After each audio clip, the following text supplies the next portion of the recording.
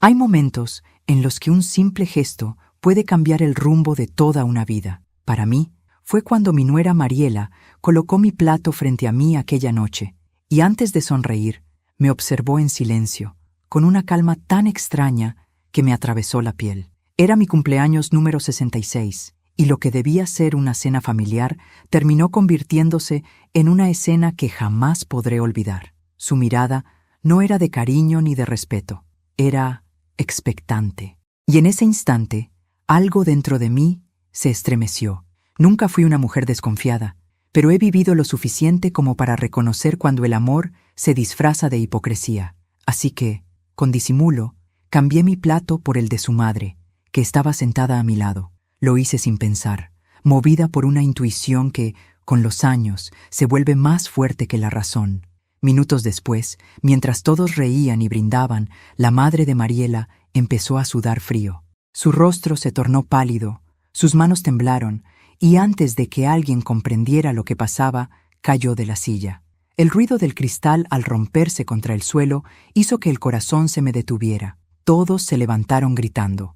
Y entonces, entre el caos, escuché la voz de mi nieto, Nicolás, que preguntó inocentemente: «Mamá, ¿el plan funcionó?». Por un instante, el mundo se detuvo. Nadie pareció escuchar al niño, salvo yo, y aunque mi cuerpo temblaba, logré mantenerme en pie. Mariela corrió hacia su madre fingiendo desesperación, mientras mi hijo Julián llamaba a emergencias con la voz entrecortada. Yo no dije nada, solo observé y supe, sin lugar a dudas, que aquello no había sido un accidente. Pero antes de continuar, quiero hacerte una invitación muy especial. Suscríbete al canal y deja tu me gusta. Esto me ayuda a ver que me apoyas y disfrutas de mis historias. Y cuéntame aquí abajo, en los comentarios, desde qué ciudad nos estás viendo. Ahora, continuemos. Las sirenas no tardaron en llenar la calle. Mientras los paramédicos se llevaban a la madre de Mariela, mi hijo trataba de consolarla. Ella lloraba desconsolada, aferrada a él como una actriz que repite un papel aprendido. Yo la miraba en silencio, recordando cada una de las veces que me pidió no meterme en la cocina o no tocar sus cosas. Mariela siempre había tenido una sonrisa amable, demasiado amable. Cuando la ambulancia se fue, el silencio en la casa se volvió insoportable. Mi nieto seguía mirando la mesa, confundido. Fui hacia él y lo abracé. Su cuerpecito temblaba. Le susurré al oído: «Todo está bien, mi amor. No digas nada».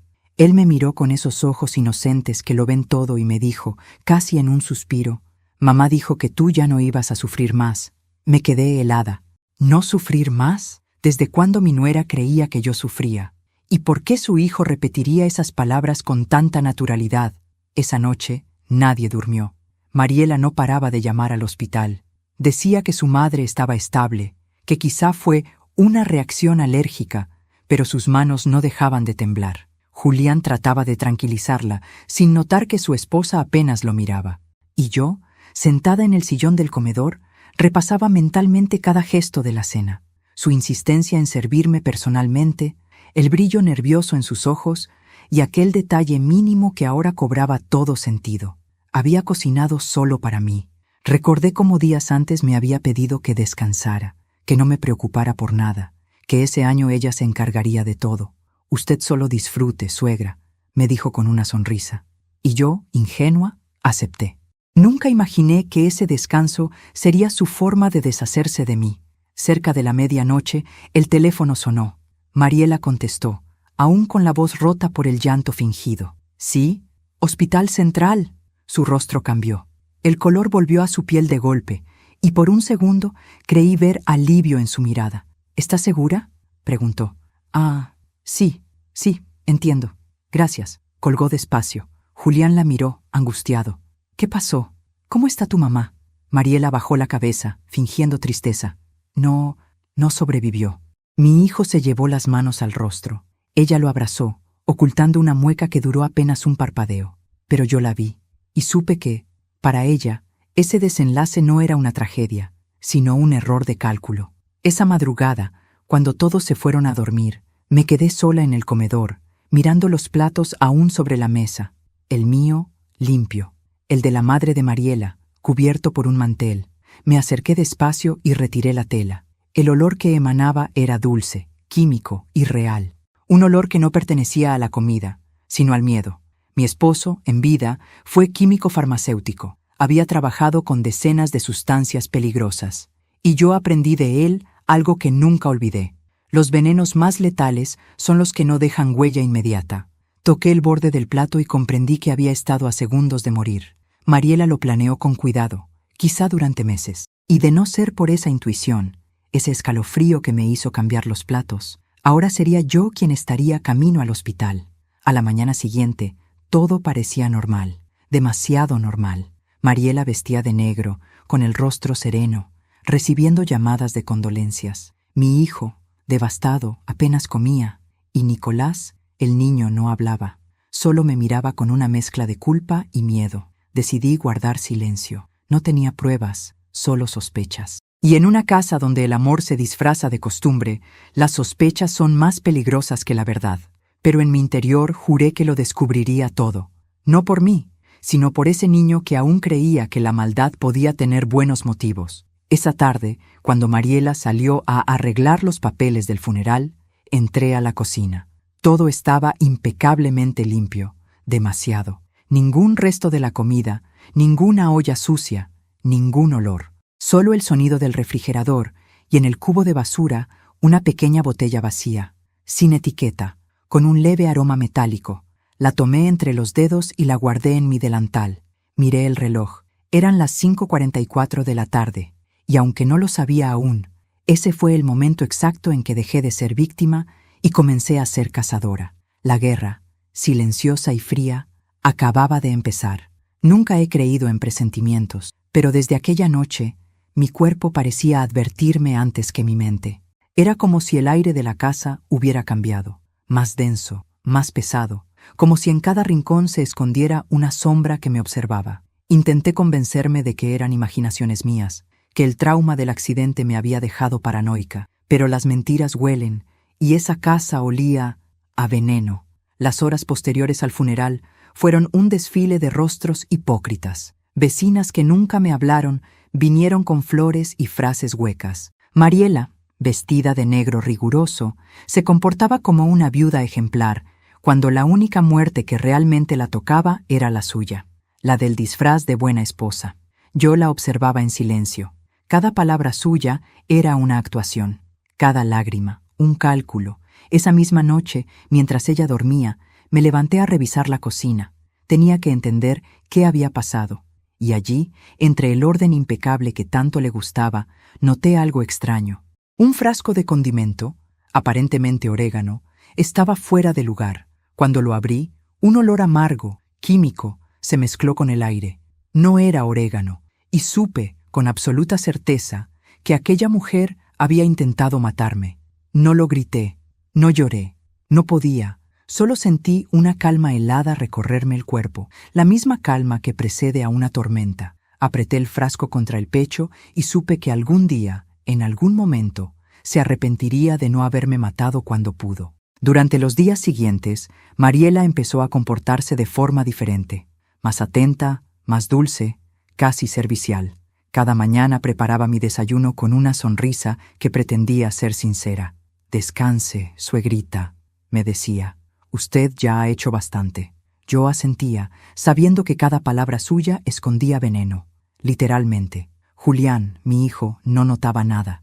Vivía encerrado en su oficina, trabajando horas extra, como si el dolor fuera algo que pudiera esquivar con ocupación. Nunca fue un hombre de sospechas.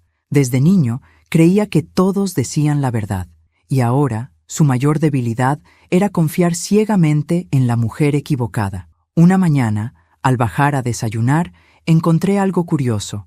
La leche tenía un sabor metálico. Levanté la mirada. Mariela me observaba desde el fregadero con una media sonrisa. No dije nada. Solo tomé el vaso, lo dejé sobre la mesa y fingí un leve mareo. Ella corrió hacia mí, exagerando su preocupación. «¡Ay, suegra! ¿Está bien?» «Sí, hija». «Solo fue un mareo», respondí con calma. Y entonces vi su rostro endurecerse, apenas un segundo. Esperaba que yo cayera. Aquel día decidí revisar los cajones de la cocina mientras ella salía a hacer compras. No buscaba nada concreto, pero las cosas hablan cuando uno aprende a escucharlas. Y los objetos de Mariela hablaban de una mujer doble, la perfecta ama de casa por fuera y la estratega silenciosa por dentro.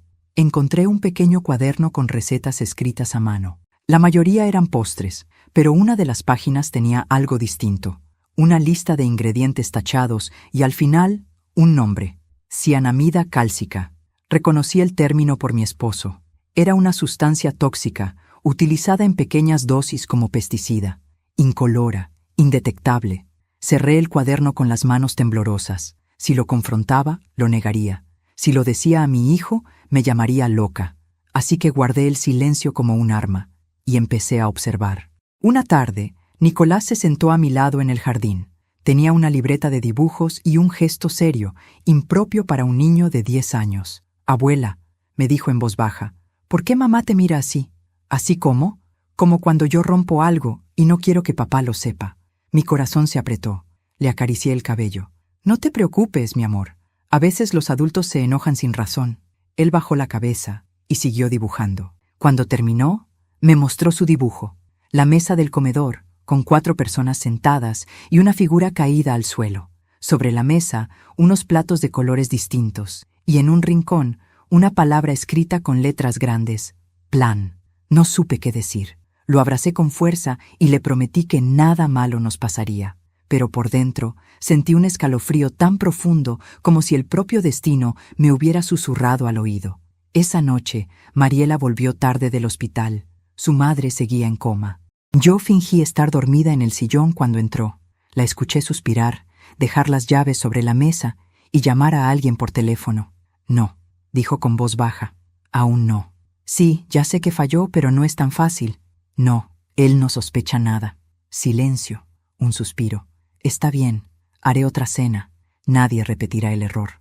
Sentí la sangre helárseme. Otra cena, otro intento. La madre aún viva era solo un obstáculo que el destino se había encargado de apartar.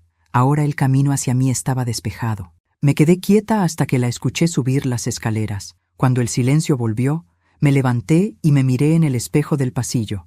Vi mis arrugas, mi rostro cansado, pero también vi algo nuevo, una mirada que ya no temblaba. La mirada de una mujer que sabía que el amor podía ser veneno y que el veneno podía volverse justicia. Durante los días siguientes, actué. Le agradecí por su amabilidad, le sonreí cuando me ofrecía comida, fingí una ternura que me resultaba insoportable. Cada palabra mía era una trampa, cada gesto una mentira calculada. Y mientras ella se confiaba, yo preparaba mi propio juego. Visité a mi antigua vecina, doña Berta, farmacéutica jubilada, y le pedí un favor: analizar un pequeño resto de líquido que había recogido del borde del plato aquella noche. Ella, sin hacer preguntas, aceptó. 3 días después me llamó. Su voz sonaba tensa. «Ángela, eso no era vino ni aceite», dijo. «Era una mezcla tóxica, muy peligrosa». «¿Qué tipo?», pregunté. «Uno que puede causar un paro respiratorio en minutos». Colgué sin despedirme. Me senté en silencio, mirando las manos que sostenían el teléfono. Esas mismas manos que mi nuera había besado fingiendo cariño. Me temblaron, pero no de miedo. Era furia contenida.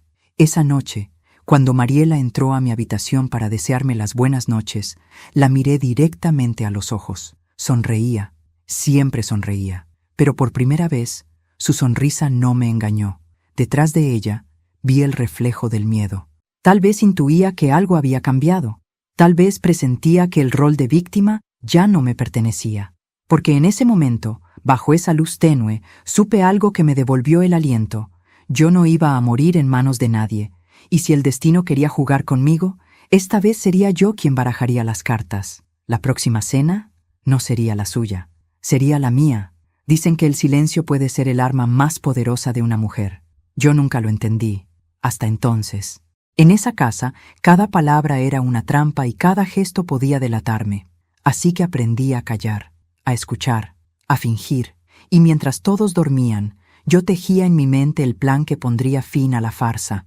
Mariela, mi nuera, había vuelto a ser la misma de antes, amable, servicial, encantadora. El tipo de mujer que todos elogian por su elegancia y paciencia, pero sus ojos la traicionaban. En ellos ya no había indiferencia. sino cautela. Sabía que yo sospechaba. Y yo sabía que ella lo sabía. Era una danza silenciosa entre dos mujeres que ya no se soportaban y que no podían dejar de observarse. Una mañana, mientras servía el desayuno, noté algo extraño en su manera de hablar. Demasiado dulce, demasiado ensayada. Anoche soñé con su esposo, suegrita, dijo revolviendo el café. Soñé que le decía que usted estaba cansada, que ya era hora de descansar. Qué curioso, respondí, sin levantar la vista. Yo también soñé con él. Pero en mi sueño me decía que tuviera cuidado con las serpientes que sonríen. Ella se congeló, solo por un segundo, pero bastó para saber que había entendido. Levantó la taza y bebió en silencio. Ninguna de las dos volvió a hablar de sueños. El ambiente en la casa se volvió espeso, casi irrespirable. Mi hijo Julián intentaba mantener la normalidad, ajeno a la guerra fría que se libraba bajo su propio techo. Yo lo observaba con ternura y dolor. No tenía culpa, pero era ciego. Y su ceguera lo convertía en cómplice. Nicolás, en cambio, veía demasiado. Era un niño, pero su mirada cargaba un peso que ningún pequeño debería soportar. Una tarde, mientras dibujaba en el suelo, me susurró: «Abuela, mamá habla sola en la cocina». «¿Qué dice, mi amor?» «No sé. Dice que algo saldrá bien esta vez y que tú no volverás a interponerte». Sentí un escalofrío. Me arrodillé frente a él. «Escúchame, Nico. Quiero que me prometas algo». «¿Qué cosa?» «Si escuchas a tu mamá decir cosas raras, no repitas nada, ni a tu papá, ni a ella. Solo a mí. ¿Sí?» Él asintió con miedo. Lo abracé fuerte.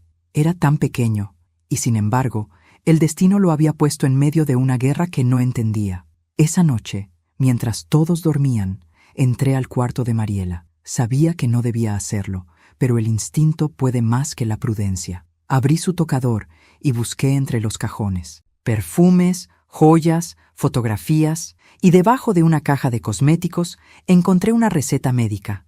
El nombre del medicamento me resultó familiar: diazepam. En dosis altas podía provocar desmayos o incluso la muerte si se mezclaba con alcohol. Al reverso de la receta había una nota escrita con letra apurada: «Doble la dosis. Asegúrese de que no note el sabor». Me quedé inmóvil. La caligrafía era de un hombre. ¿De quién? ¿Del mismo que había hablado con ella por teléfono aquella noche? ¿O del médico que le recetaba lo que ella pedía sin hacer preguntas? Fotografié la nota con mi celular. La guardé en silencio y salí del cuarto sin dejar rastro. Sabía que cada paso mío debía parecer inocente, cada movimiento calculado, porque si Mariela sospechaba que la estaba vigilando, yo sería la próxima en caer.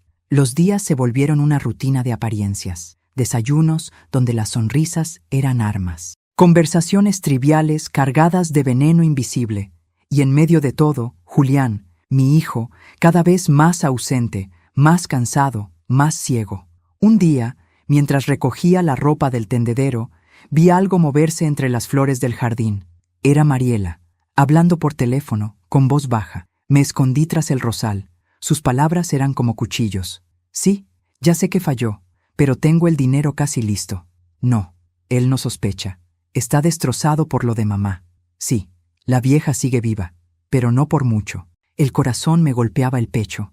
La escuché reír suavemente, con una frialdad que me heló la sangre. Entonces, un ruido me delató. Una maceta cayó a mis pies. Mariela se giró de golpe. Nuestros ojos se encontraron. Su expresión fue breve, pero la entendí. Sabía que la había escuchado. Esa noche me costó dormir. Cada crujido de la casa me hacía pensar que estaba en peligro, pero más que miedo, sentía rabia. Rabia de haber permitido que una extraña tomara el control de mi hogar, de mi familia, de mi paz. Y supe que no bastaba con sobrevivir. Tenía que hacerla caer. Comencé a dejar pequeñas trampas, cambios en los armarios, marcas en las botellas, pequeñas pruebas invisibles para medir su reacción. Si tocaba algo, sabría que había vuelto a intentar envenenarme. Y no me equivoqué. 2 días después, el frasco de miel en la alacena tenía una tapa diferente. Mariela nunca usaba miel, solo yo. La observé preparar el desayuno con disimulo, tarareando, con esa sonrisa que tanto me irritaba. Cuando colocó la miel sobre la mesa, la empujó suavemente hacia mí. «Para su té, suegra. Sé que le gusta». La miré a los ojos. «Qué detalle, hija». Abrí el frasco, olí el contenido y sonreí. «Pero hoy no tengo antojo». Ella forzó una risa. «Qué pena. Preparé justo para usted». «Entonces será para ti, querida». Le serví una cucharada. Ella palideció. «No, no, gracias. Estoy a dieta». Su respuesta fue todo lo que necesitaba oír. Guardé el frasco y fingí normalidad. Sabía que esa miel era su nueva trampa, pero también sabía que, al conservarla, tenía la prueba que necesitaba. Los días siguientes fueron una guerra muda. Mariela me evitaba. Su sonrisa se volvió tensa y cada vez que cruzábamos miradas, había en sus ojos un destello de miedo. Yo, en cambio, comencé a sentirme más fuerte. Ya no era la anciana frágil que necesitaba protección. Era una mujer que había visto la muerte de cerca y había decidido mirarla a los ojos. Empecé a anotar todo en un cuaderno. Fechas, conversaciones, gestos, olores, cambios. Cada página era una pieza del rompecabezas que, tarde o temprano, mostraría la verdad. Y mientras escribía, me prometí algo. No habría próxima cena sin testigos. Porque si Mariela quería jugar con veneno, yo le enseñaría que hay venenos que no se beben, sino que se planean.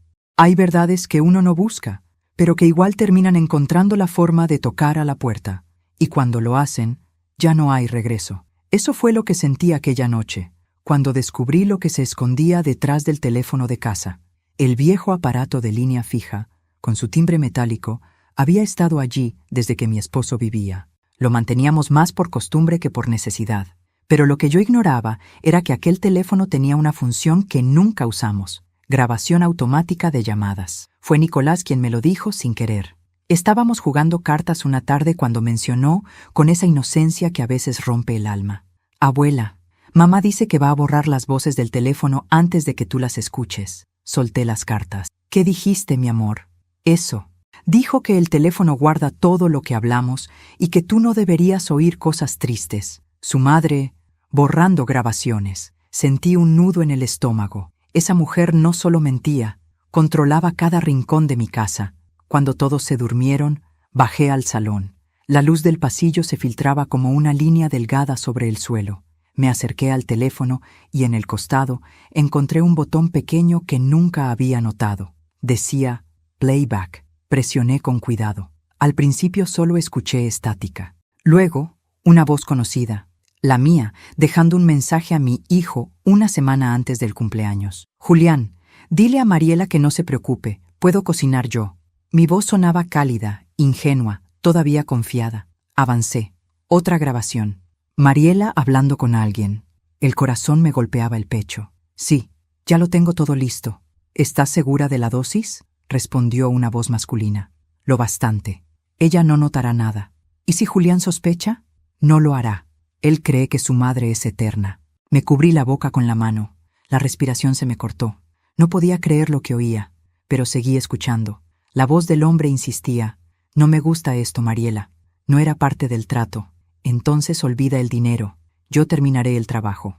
El teléfono temblaba entre mis manos. Había dicho el dinero. ¿De qué trato hablaban? ¿Era un amante, un cómplice, un socio? No lo sabía. Solo entendía que el intento de envenenarme no había sido un impulso, sino algo cuidadosamente planeado. Esa madrugada no dormí. Rebobiné las grabaciones una y otra vez, escuchando los mismos fragmentos hasta memorizarlos. La voz de Mariela sonaba distinta en cada llamada, fría, calculadora, como si las palabras no fueran emociones, sino instrucciones. A las 3 de la mañana escuché la última grabación, la voz de mi hijo, mi propio Julián. «Mariela, no exageres, es mi madre. Tu madre no confía en mí. Es normal, solo dale tiempo. Tiempo es lo que no tenemos, Julián.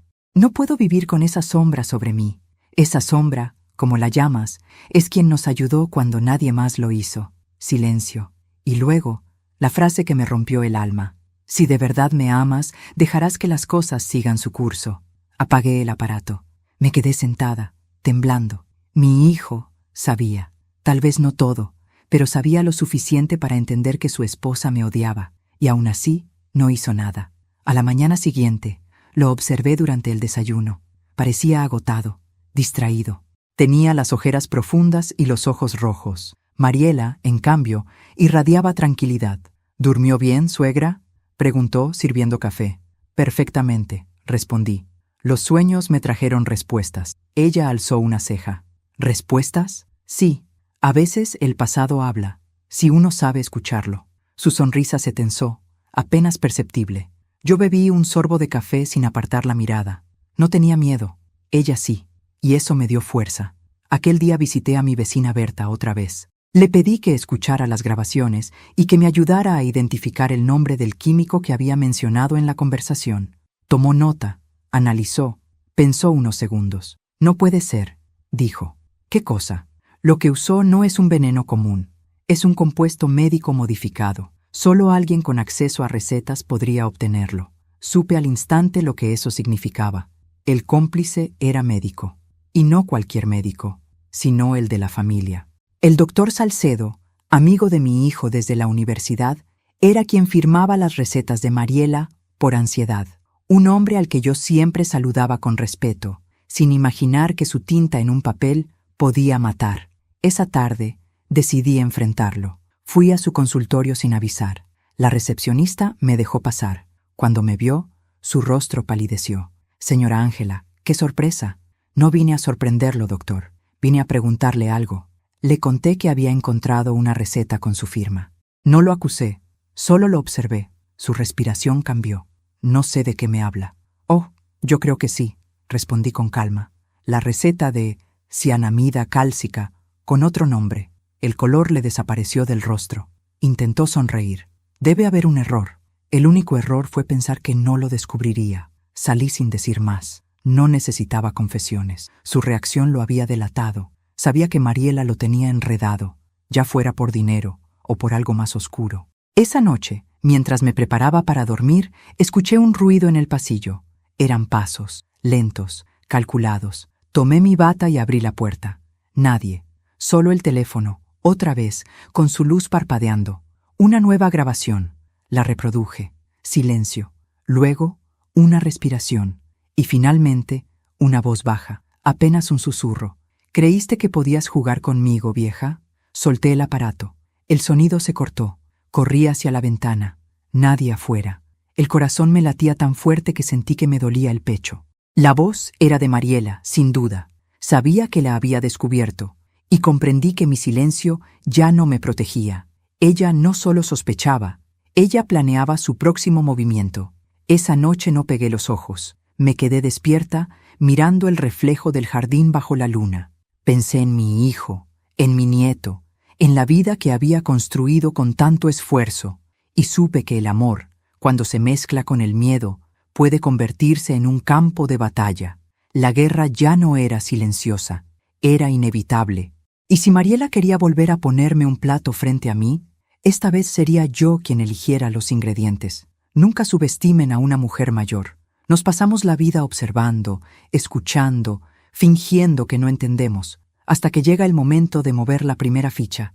Esa mañana, al despertar, ya no sentí miedo. Había pasado de temer por mi vida a planear cómo recuperarla.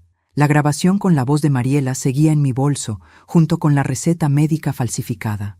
2 piezas pequeñas, pero suficientes para derrumbar su castillo de mentiras. Mariela bajó a desayunar con el cabello perfectamente recogido, fingiendo que todo era normal. ¿Durmió bien, suegra?, preguntó con esa sonrisa que ya me provocaba náuseas. Mejor que nunca, hija, respondí. Soñé que la justicia existe. Ella frunció el ceño, sin entender. Pero no dije más, solo me serví café. Lo preparé yo misma. Ya no volvería a dejar que sus manos tocaran mi comida. Esa tarde comencé mi plan. No iba a denunciarla todavía. La policía necesita pruebas, y las pruebas solas no bastan si el culpable sabe fingir. Yo necesitaba verla caer con sus propias manos. Fui a visitar a mi nieto a la escuela. Lo esperé a la salida. Lo abracé fuerte y le pedí que viniera conmigo a caminar un poco. ¿Todo está bien, abuela?, preguntó. Sí, mi amor, pero quiero que me ayudes con algo muy importante. ¿Con qué? Quiero que guardes un secreto, solo entre tú y yo. Le di una pequeña grabadora digital. Le expliqué cómo encenderla y apagarla. Cuando escuches a tu mamá hablar por teléfono o decir cosas raras, solo la enciendes. ¿Entiendes? Él me miró con esos ojos grandes, asustados. ¿Mamá está en problemas? No, hijo, pero a veces las personas buenas se olvidan de quiénes son, y necesitamos ayudarlas a recordar. me abrazó, y por primera vez sentí que no estaba sola. Pasaron los días. Mariela parecía más inquieta que nunca. Recibía llamadas secretas, salía sin avisar, y cada vez que regresaba tenía el rostro más tenso. Yo fingía calma, pero por dentro contaba los minutos. Una tarde, mientras limpiaba la sala, encontré algo bajo el sofá, un sobre. Tenía el nombre de Mariela Torres de Domínguez y, dentro, una copia de un seguro de vida, a mi nombre. Y la beneficiaria, claro, era ella. El corazón me dio un vuelco.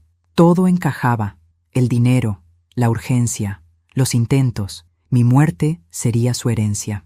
Guardé el sobre. No iba a enfrentarlo aún. El juego recién comenzaba.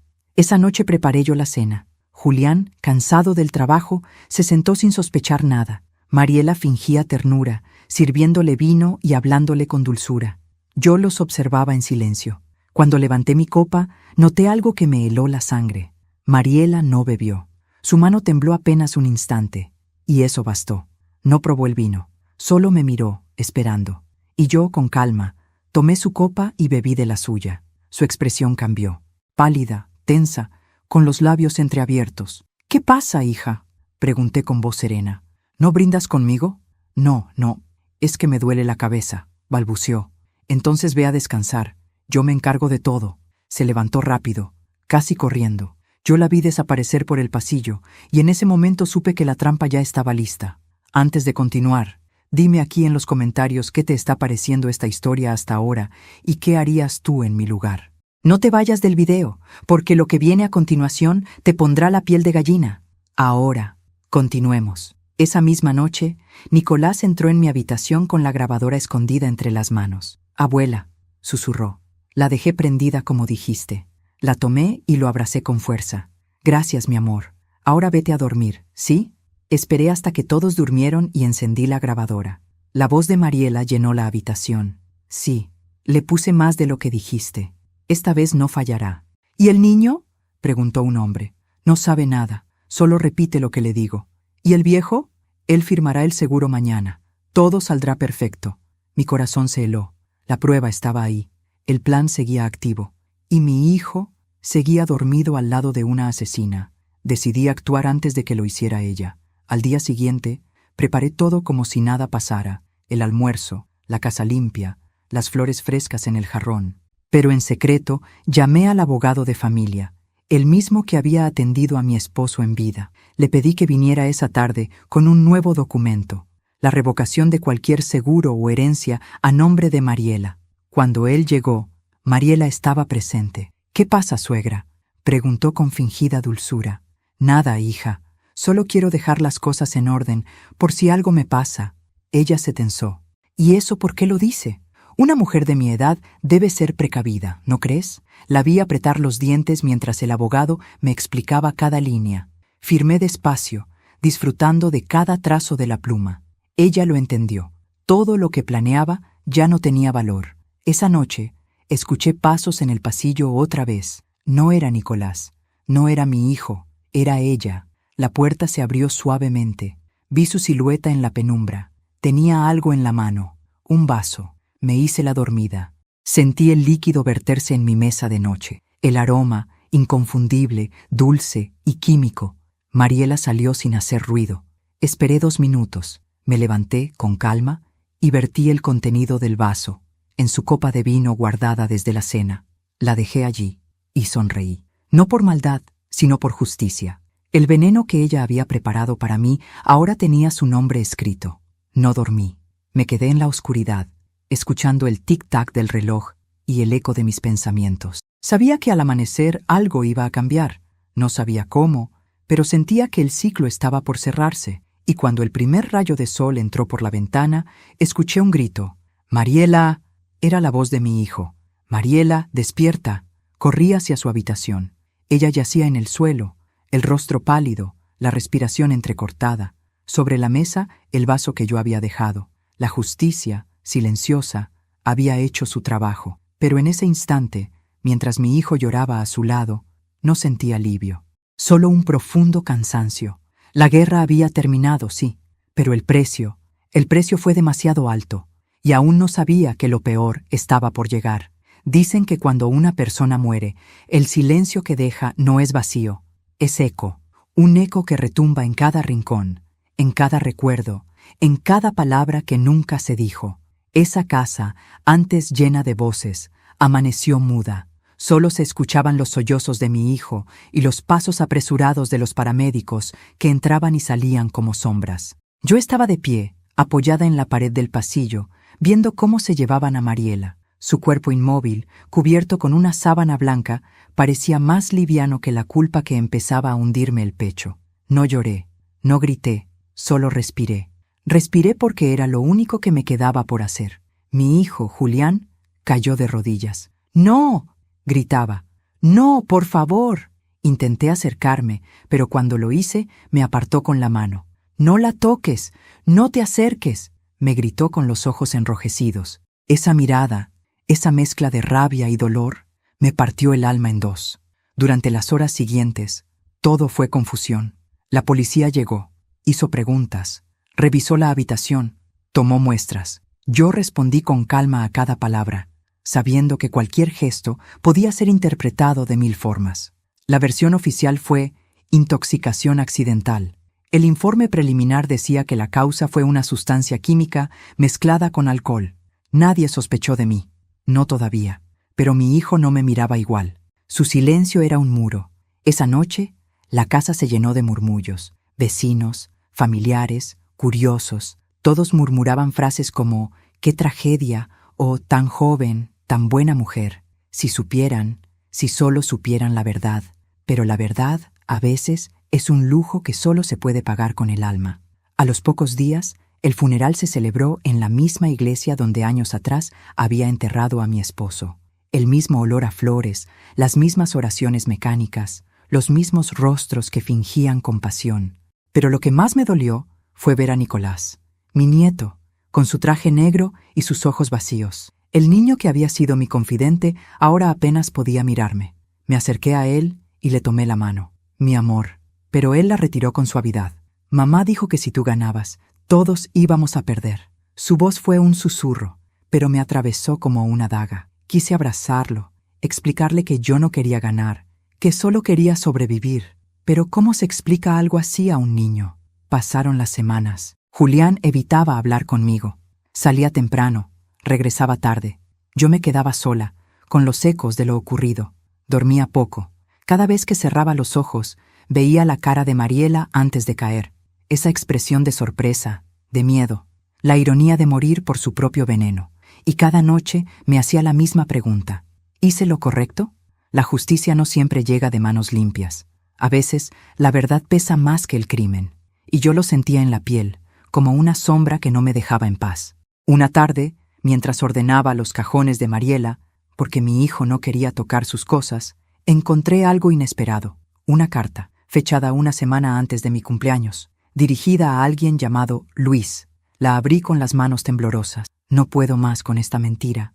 Él sospecha, dice que la vieja lo manipula, que no es justo que la casa siga a su nombre.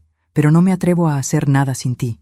Si algo sale mal, prométeme que cuidarás de Nicolás. Te amo, M.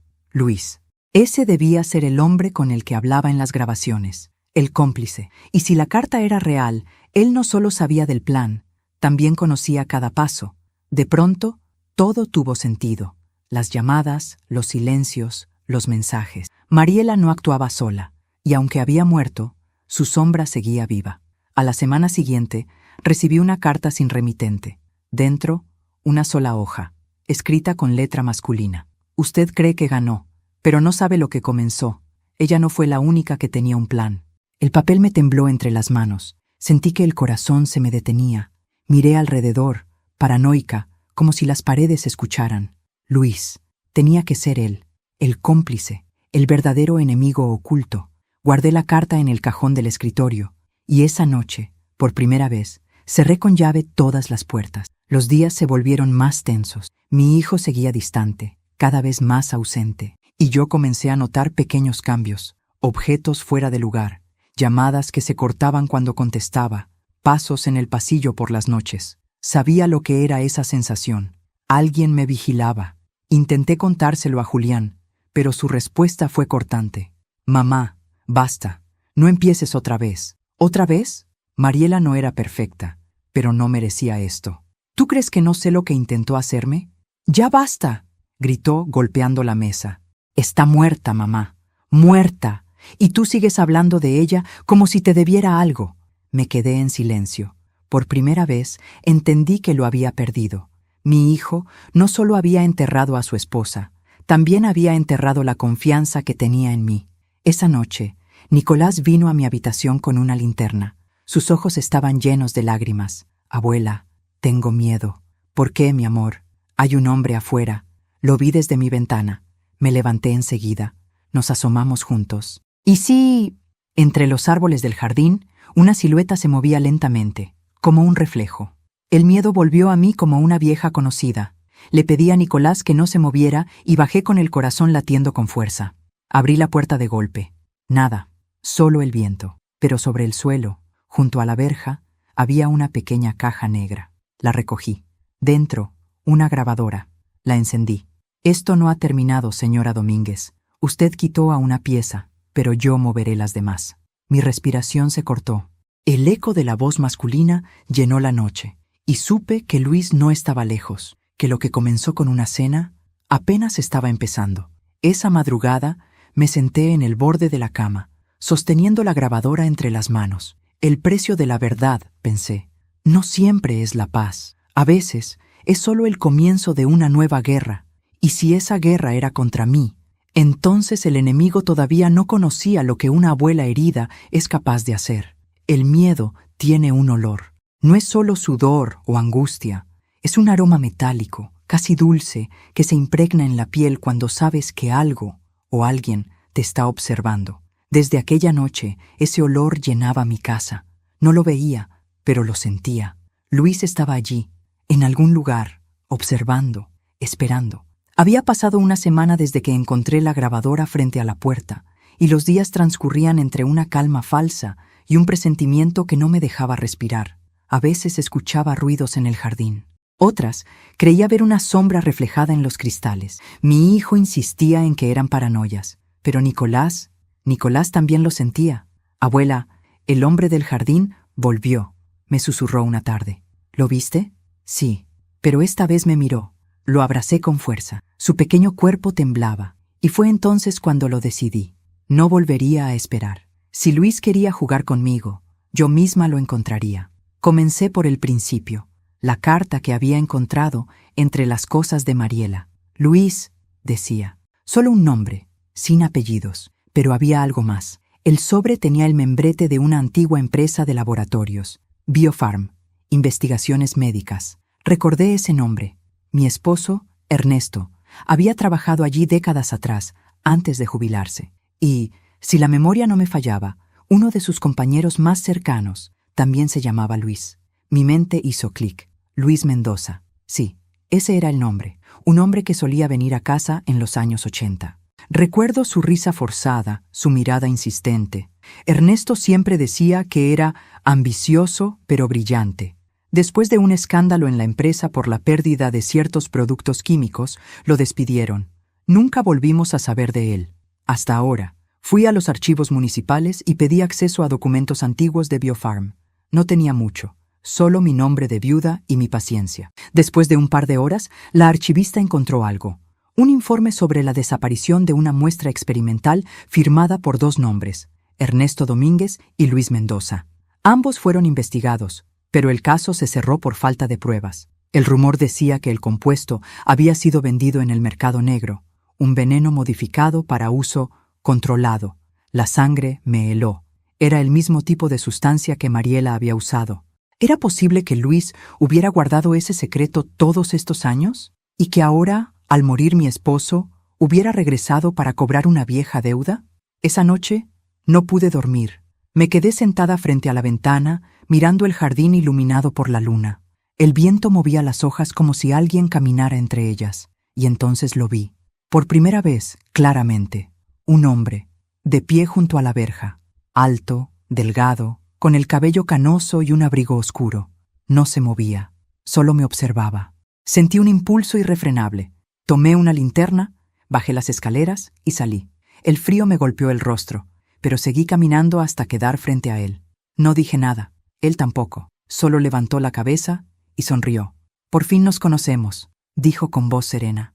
«¿Usted es Luis?», pregunté, sin apartar la luz de su rostro. «Supongo que sí. Depende de quién me llame. ¿Qué quiere de mí?». «Lo que me deben». Su respuesta fue como un puñal. «¿Quién le debe? ¿Mi esposo? ¿Mariela? Los dos. Y ahora usted también. Mi esposo murió hace años, y su nuera hace días. Pero los secretos no mueren con la gente, señora Domínguez». Lo observé en silencio. Su mirada no era la de un asesino, sino la de alguien que disfrutaba tener el control. Un hombre acostumbrado a esperar. «¿Qué sabe?», pregunté. «Sé que Ernesto me traicionó. Vendió mi fórmula como suya. Me robó todo. Y luego desapareció». «Eso es mentira», respondí, aunque una parte de mí no estaba tan segura. «¿Está segura?», replicó sonriendo. «Pregúntese de dónde salieron las inversiones que pagaron esta casa». Retrocedí un paso. No porque creyera en sus palabras, sino porque algo dentro de mí empezó a dudar. Volví a casa temblando. Esa noche no pude cerrar los ojos. Me senté frente al viejo escritorio de Ernesto, el mismo que no había tocado desde su muerte. Revisé cada cajón, y allí, escondido bajo un doble fondo, encontré un sobre amarillento. Dentro, un contrato. Firmado por Ernesto y Luis Mendoza. La fecha, 1985. En el margen, a mano, una nota escrita por mi esposo. No tuve opción. Si supiera lo que hizo, no me perdonaría. Sentí un vacío en el estómago. ¿Mi marido había hecho algo terrible? ¿Acaso Mariela lo supo y Luis la manipuló usando esa verdad? De pronto, comprendí que yo era solo una pieza más en un juego que venía desde mucho antes de mí. Pasaron 2 días en los que no salí de casa. Apagué el teléfono. No quería ver a nadie. Solo observaba desde la ventana, esperando que Luis volviera. Y volvió. Una tarde, cuando Nicolás dormía, llamó a la puerta. «¿Qué quiere?», le pregunté. «Hablar», dijo, tranquilo. «No vine a hacerle daño». «¿Por qué ahora? ¿Por qué a mí?». «Porque usted tiene lo que me pertenece». Le mostré el sobre que había encontrado. «¿Esto?». Él lo miró con una mezcla de nostalgia y furia. «Sí, eso es lo último que queda de mi vida. Mi esposo ya pagó por sus errores. No lo suficiente». Intentó avanzar. Yo retrocedí. Tenía miedo, pero también rabia. ¿Y Mariela? ¿Qué papel jugaba ella? Ella fue útil. Necesitaba dinero. Y yo necesitaba a alguien dentro de la familia. ¿La usó? Digamos que nos usamos mutuamente. Pero ella se adelantó. Se creyó más lista. Su voz se volvió fría. «No pensé que usted sobreviviría. Eso lo arruinó todo». «¿Y ahora?», pregunté. «¿Piensa matarme?». Sonrió. «No, usted lo hará por mí». Dejó algo sobre la mesa, una pequeña botella, idéntica a la que Mariela había usado. Y se fue. Esa noche no pude respirar. La botella seguía allí, sobre la mesa, como una invitación al infierno. No la toqué, solo la miré, mientras las palabras de Luis resonaban en mi cabeza. «Usted lo hará por mí». No entendía su significado, hasta que recordé el seguro, los papeles, el dinero. Luis no quería matarme. Quería que yo firmara, que transfiriera todo lo que quedaba del legado de Ernesto. Su venganza no era la sangre, era el poder, pero él cometió un error. Subestimó a la mujer que una vez logró sobrevivir a su nuera, porque mientras él creía tener el control, yo ya había grabado cada palabra de nuestra conversación, la botella, su amenaza, su confesión, todo. Y cuando se marchó, llamé a la policía, no como víctima, sino como testigo. Mientras esperaba a que llegaran, me quedé mirando por la ventana. Luis se alejaba lentamente por el jardín, la misma figura oscura, la misma sombra del pasado, y sentí algo que no esperaba sentir, lástima, por él, por mi esposo, por mí. A veces, el veneno no está en un frasco, está en los secretos que decidimos guardar durante toda una vida. Cuando uno vive lo suficiente, aprende que el fin nunca llega de golpe, llega despacio, con pasos suaves, disfrazado de calma. Así llegó esa mañana. El amanecer era gris, la lluvia caía fina sobre los rosales del jardín, y el aire olía a tierra y resignación. Luis había desaparecido la noche anterior, pero dejó más que una amenaza. Dejó la certeza de que todo lo que creí durante años, mi matrimonio, mi familia, mi seguridad, No era más que una fachada construida sobre secretos. El reloj marcaba las 7 cuando golpearon la puerta. 2 policías, con rostros neutros y gestos de rutina. Uno de ellos se presentó. «Buenos días, señora Domínguez. Nos informaron que tiene pruebas relacionadas con el caso Mendoza». Asentí en silencio. Los conduje al salón y les mostré la grabadora, la carta de Mariela, las recetas médicas, las grabaciones del teléfono. Todo. Mientras revisaban las pruebas, sus miradas se tornaban cada vez más serias. Uno de ellos me dijo: «¿Esto es suficiente para reabrir el caso de la muerte de su nuera?» «¿Y de Luis Mendoza?», pregunté. «Si lo encontramos, también». No respondí.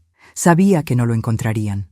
Los hombres como él no dejan rastros, solo cicatrices. Pasaron las horas. Me tomaron declaración, grabaron mis palabras, firmé documentos. Cuando terminaron, me dejaron sola.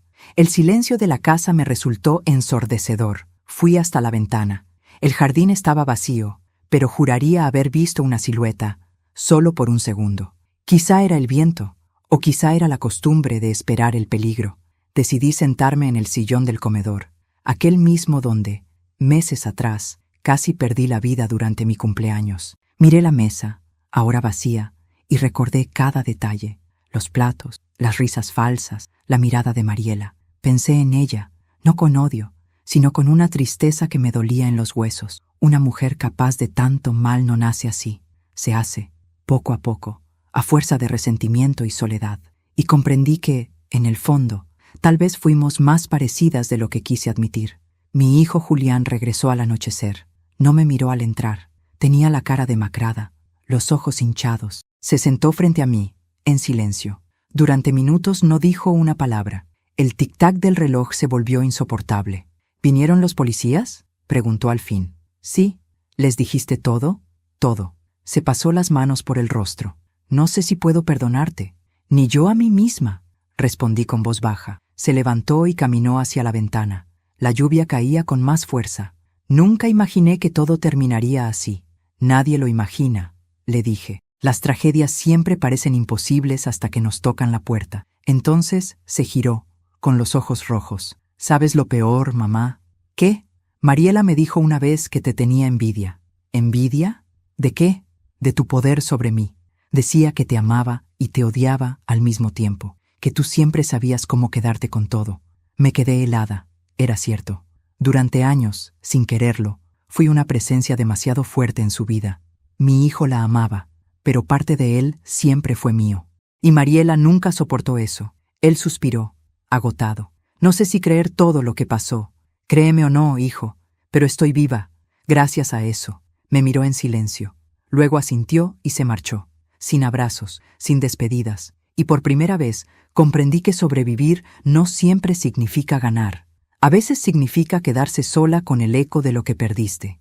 Pasaron los días. La policía confirmó que Luis Mendoza había sido visto por última vez en una estación de autobuses, rumbo al norte. Desde entonces, nadie volvió a saber de él. El caso quedó en investigación. Yo, oficialmente, no tenía cargos, pero tampoco tenía paz. Nicolás, mi nieto, seguía viniendo a verme cada tarde. Con él, todo era diferente. Su inocencia era lo único que aún me mantenía de pie. Una tarde, mientras hacíamos galletas juntos, me miró con sus grandes ojos y dijo: «Abuela, ya no hay sombras en el jardín». «¿De verdad?», le pregunté. «Sí, creo que ya se fueron». Sonreí. «Entonces, hijo, podemos encender las luces otra vez». Y lo hicimos. Por primera vez en meses, la casa volvió a brillar. No con la luz del pasado, sino con una nueva, más suave, más humana. Esa noche me senté frente al escritorio de Ernesto. Aún guardaba sus fotografías, sus libros, su aroma. Tomé una hoja en blanco y empecé a escribir. Una carta para mi hijo, otra para mi nieto, y una última, sin destinatario. A veces el amor duele tanto que se convierte en veneno. No porque queramos hacer daño, sino porque no sabemos otra forma de defendernos. Si estás leyendo esto, significa que el ciclo ha terminado. No busques justicia donde ya no queda verdad. Yo hice lo que creí necesario, y aunque el precio fue alto, no cambiaría ni un solo paso, porque hoy puedo mirar mi reflejo sin bajar la mirada. Doblé la carta y la guardé junto al sobre de Ernesto, el de 1985. Esa noche dormí por primera vez sin miedo, pero la paz, como el silencio, nunca dura demasiado. A la mañana siguiente, el teléfono sonó, el mismo teléfono viejo, el que lo había grabado todo. Miré el reloj, las 6 en punto. Por un segundo, pensé en no contestar, pero algo en mi interior me obligó a hacerlo. «¿Hola?», dije con voz temblorosa. Silencio. Luego, una respiración y una voz, suave, masculina. «Te dije que esto no había terminado, Ángela». El corazón me dio un vuelco. «¿Luis?». «No, querida», respondió la voz. «Soy Ernesto». Sentí que el teléfono se me resbalaba de las manos. No podía ser. Mi esposo había muerto hacía años, pero la voz era la suya. Exacta, idéntica. «¿Qué clase de broma es esta?», logré decir. La voz rió suavemente. «No es broma. Solo quería despedirme. Ya puedes descansar. Luis no volverá. Todo ha terminado». La línea se cortó. El sonido seco del silencio llenó mis oídos. Me quedé allí, sin poder moverme. El corazón me latía tan fuerte que apenas podía respirar. Corrí al teléfono. Presioné playback. La grabación automática se encendió. Pero no había nada, ninguna llamada registrada, ninguna voz, solo estática. Me llevé la mano al pecho. Una parte de mí sabía que era imposible. La otra no quería explicaciones. Quizá fue un error técnico. O tal vez, solo tal vez, los muertos también saben cuándo decir adiós. Esa tarde salí al jardín. El cielo estaba despejado, el aire tibio. Las flores de los rosales comenzaban a abrirse de nuevo. Me senté en el banco de piedra y cerré los ojos. Por primera vez en mucho tiempo no sentí miedo, ni rabia, ni culpa, solo una profunda sensación de alivio. Miré hacia el horizonte y susurré: «Ya puedes descansar, Ernesto. Yo también lo haré». El viento sopló, leve, como una caricia en el rostro, y juraría que por un instante sentí su mano sobre la mía. Luego, el mundo siguió girando. Los pájaros cantaron. Nicolás rió dentro de la casa y el teléfono permaneció mudo, porque, al fin, la historia había terminado. No con justicia, no con venganza, sino con verdad, y a veces la verdad, aunque duela, es lo único que puede devolverle a un corazón su descanso. Si has llegado hasta aquí, te doy las gracias. Gracias por acompañarme en esta historia, por escuchar cada palabra, por compartir este viaje conmigo. Y antes de despedirme, quiero hacerte una invitación muy especial. Suscríbete al canal y deja tu me gusta, si esta historia te conmovió. Así sabré que estás ahí, apoyando y sintiendo junto a mí. Y cuéntame en los comentarios desde qué ciudad nos estás viendo. Me encantará saber desde dónde me acompañas en este camino de recuerdos, dolor y esperanza. Soy Ángela Domínguez, y esta fue mi historia.